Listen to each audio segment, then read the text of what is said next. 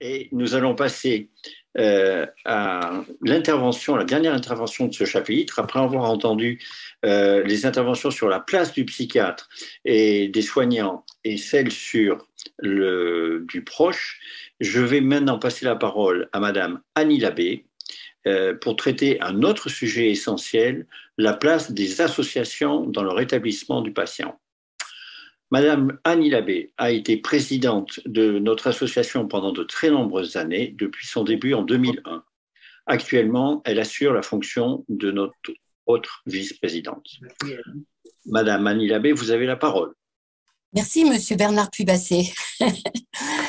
Oui, alors je vais demander à Antoine de passer les slides. Voilà. Je le remercie beaucoup pour son accompagnement. Et avant que de commencer par la première slide, je voulais juste j'ai dit un petit quelque chose en hors d'œuvre, on va dire, qui est ceci. Ce sont les associations d'usagers de la psychiatrie et certains professionnels qui ont défini le rétablissement comme un nouvel objectif à atteindre pour les patients souffrant de troubles psychiatriques. Il ne s'agit pas seulement de viser la guérison, qui n'est pas une notion adéquate s'agissant de maladies jugées parfois incurables, mais de permettre aux patients de mener une vie épanouie malgré son trouble, son handicap.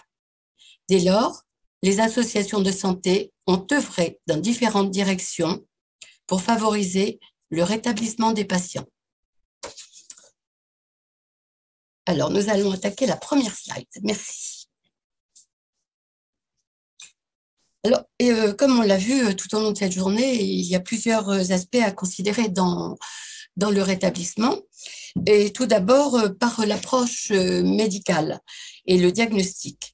Comme nous l'a si bien présenté le docteur Raoul Balzo ce matin, et sur lequel je voudrais rajouter une petite chose, c'est que souvent le patient, au début de ses troubles, peut être plutôt atteint de dépression et court très vite chez le médecin généraliste pour lui dire « j'en peux plus, faites quelque chose, donnez-moi quelque chose, ça passe tout de suite ».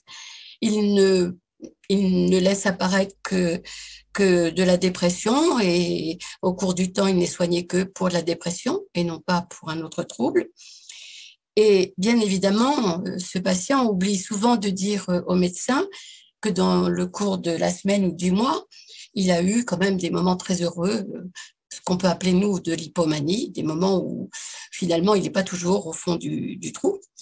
Et je pense que pour éviter cette errance de diagnostic, il serait bien, dans la mesure du possible, et si le patient l'accepte, que les proches puissent accompagner leurs patients pour expliquer un petit peu comment la personne vit dans le quotidien.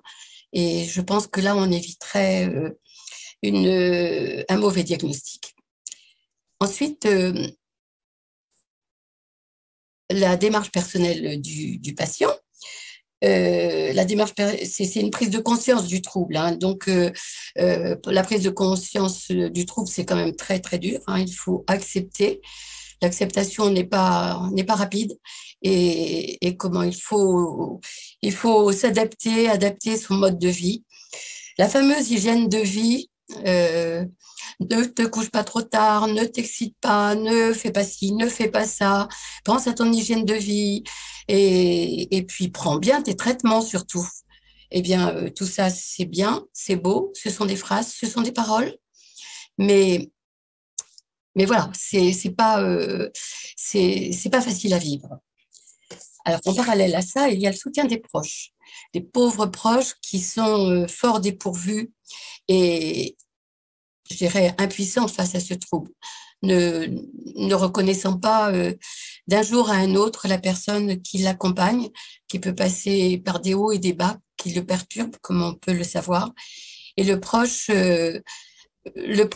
peut perdre pied et ne sait pas forcément comment gérer la situation. Je veux bien l'autre slide, merci.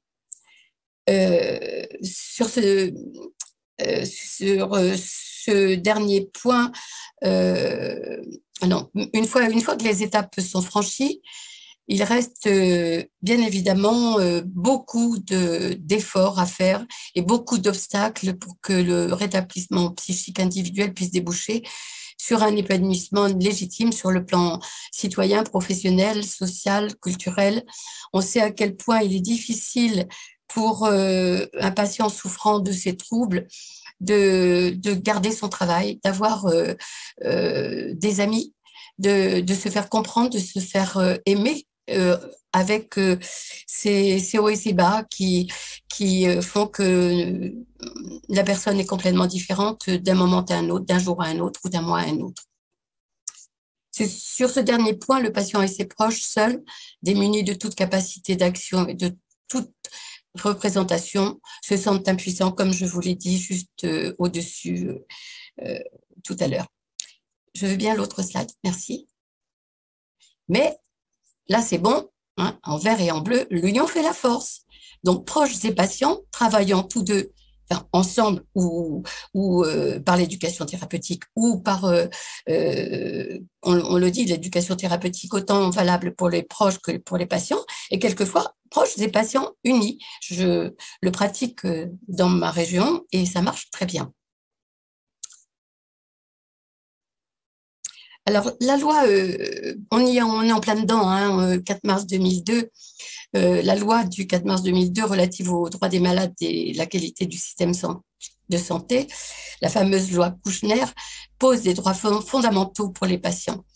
L'accès direct à leur dossier médical. Et là, on peut s'apercevoir que cet accès direct n'est pas connu par le patient, qui a du mal à même savoir s'il a le droit, s'il peut le faire, si c'est légal, quoi, hein, tout simplement, alors qu'évidemment que c'est obligatoire.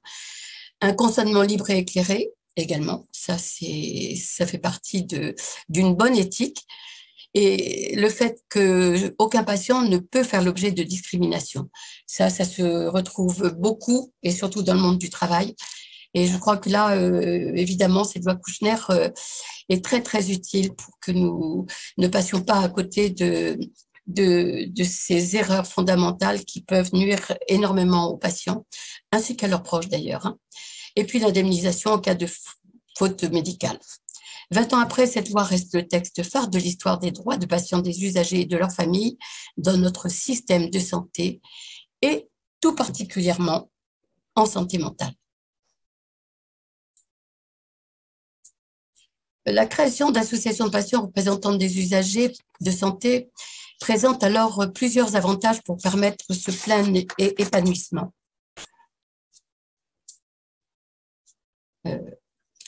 En effet, la constitution d'une collectivité soudée par les mêmes souffrances, les mêmes parcours, les mêmes espoirs ne peuvent que nous rassurer. Et cela fait penser également à ce que l'on peut vivre. Pour moi, cette constitution, c'est une garantie évidente vers le rétablissement.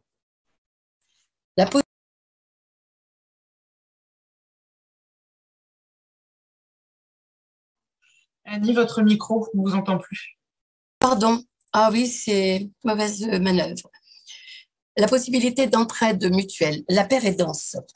Comme vous la connaissez, et puis tout à l'heure Jérôme nous en a parlé, il y a l'existence de cette pérédance, et puis également les groupes d'entraide mutuelle, des associations portées par et pour des usagers en santé mentale. Ils reposent sur le principe de pérédance. Les pérédants apportent un nouveau regard et des éclairages expérientiels sur les parcours de santé. L'accès est facilité à une information ciblée et à la qualité éprouvée. Nous en avons l'exemple à Argos par nos conférences qui ont lieu en toutes nos antennes et ainsi bien entendu que les groupes de parole qui, en cette période de pandémie, sont toujours d'actualité grâce à l'outil Zoom. Ces groupes de parole, ces conférences ou simplement le fait de côtoyer d'autres patients ont permis à beaucoup de prendre véritablement conscience de leur pathologie et de toutes ses implications et ainsi pouvoir se prendre en charge globalement. Ensuite, en externe, la reconnaissance médiatique et sociétale de cette souffrance, souvent méconnue, est une valeur sûre. Alors, souvent défigurée par des clichés, vous avez tous entendu à un moment ou à un autre, mais ce sont des fous. Le mot fou, vraiment, pas péjorativement, mais vraiment le mot fou qui nous amène à être dans le besoin de lutter pour la déstigmatisation. Les nombreuses interventions médiatiques ainsi que notre présence auprès des commissions parlementaires où j'ai participé en mon mandat de présidente de l'association, ces interventions ont ouvert la connaissance et la reconnaissance de notre association par les instances publiques et ministérielles. La prise en compte par le corps médical des attentes réelles des patients en dehors du paternalisme ou du scientisme.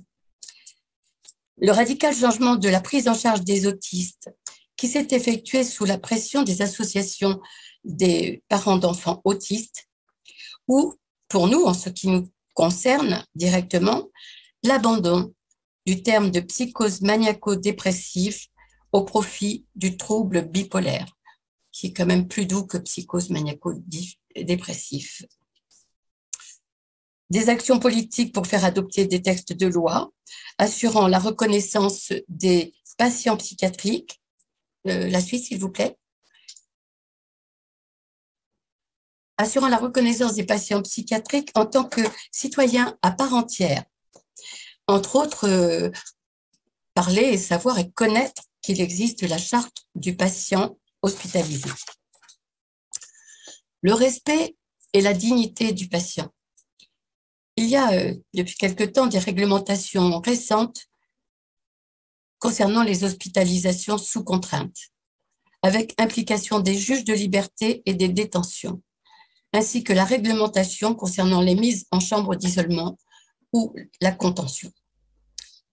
Une meilleure prise en charge par la sécurité sociale du parcours de soins des patients psychiatriques.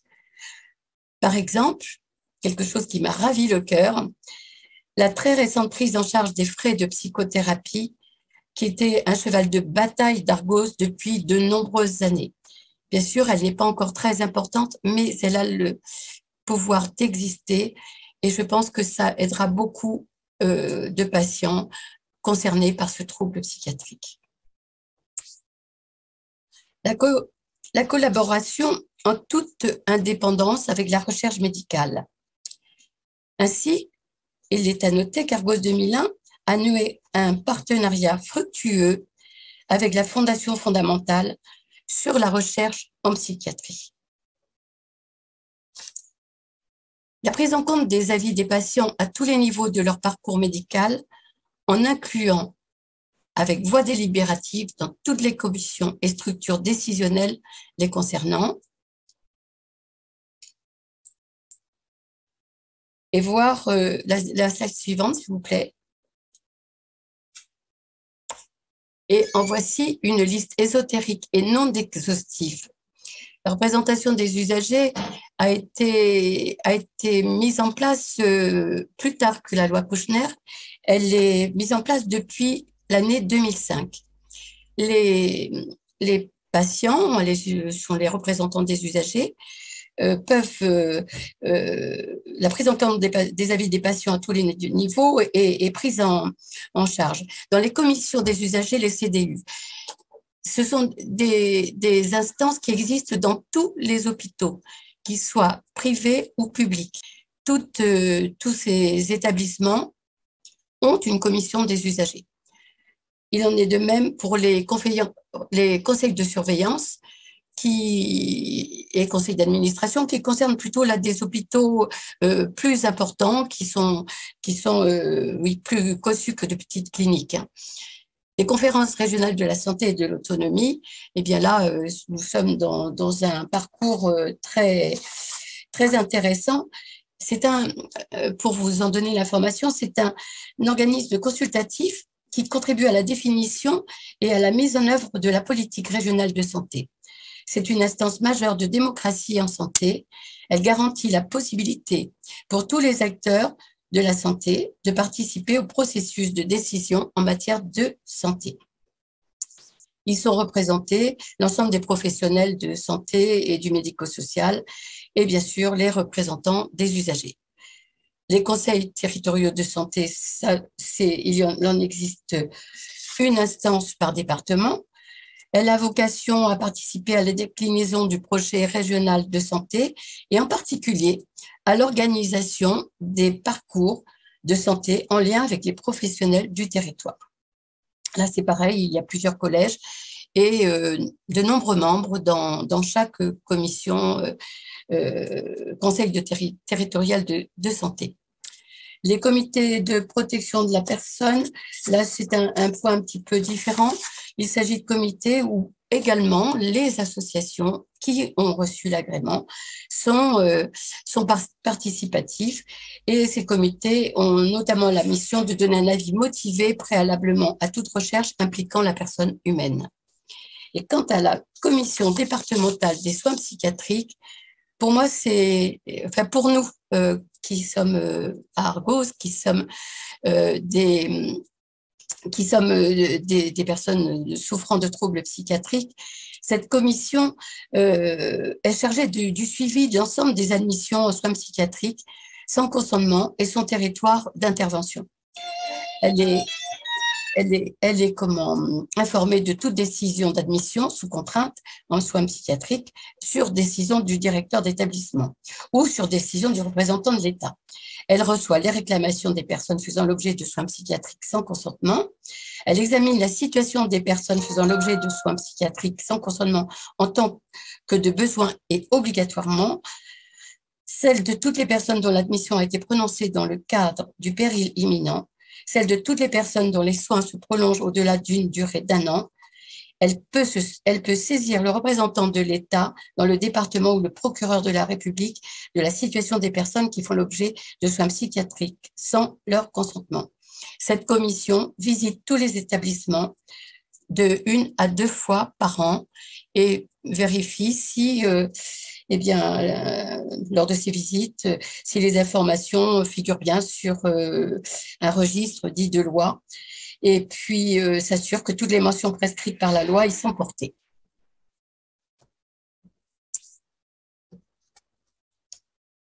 Alors, l'association, la place de l'association dans ses représentations d'usagers de santé, Argos 2001 vient d'obtenir, le mois dernier, le renouvellement officiel d'agrément en tant qu'association de représentants d'usagers. Une formation préalable de ces représentations d'usagers est obligatoire et nécessaire, les deux.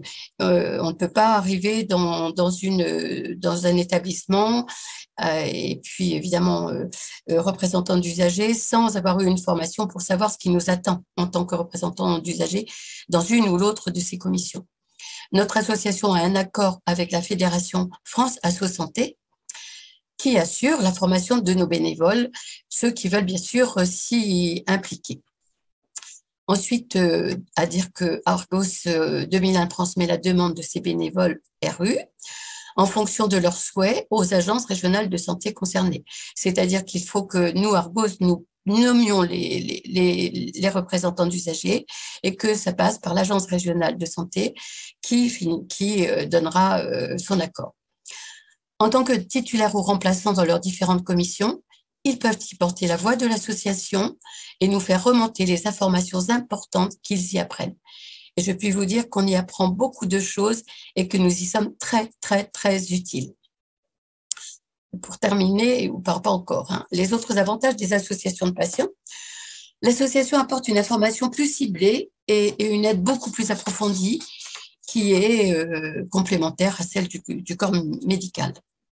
Le fait de côtoyer d'autres patients ou proches lors des groupes de parole, des conférences ou autres activités associatives permettent à beaucoup de prendre véritablement conscience de leur pathologie et de toutes ses implications et ainsi pouvoir se prendre en charge globalement.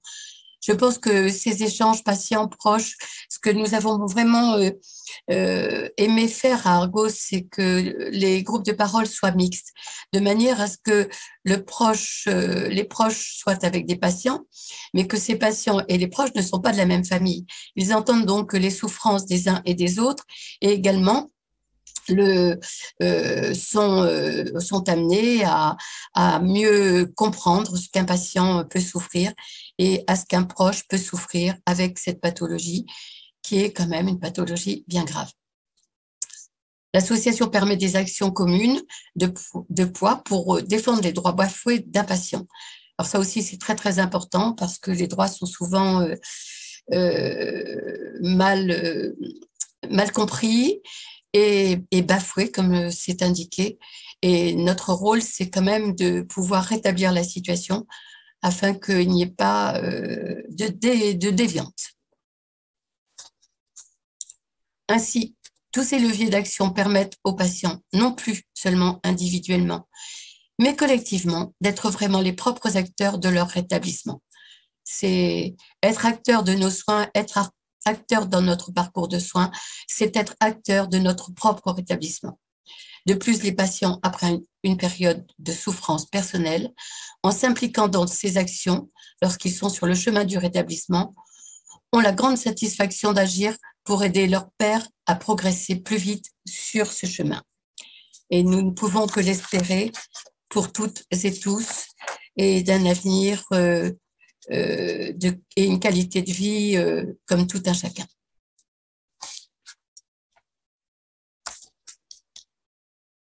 Donc, en conclusion, c'est la meilleure preuve d'un vrai rétablissement. Je vous remercie. Donc, merci encore une fois à Madame Annie Labbé. Il ne nous reste pas énormément de temps, mais je voudrais résumer une ou deux questions en une seule. En fait, pour vous, Madame, comment considérez-vous, quelle importance donnez-vous vous avez parlé de la prise en compte par le corps médical de l'association, des associations en général, et comment considérez-vous le rôle de l'association dans les décisions gouvernementales et dans les actions du corps médical? Quelle influence a-t-elle?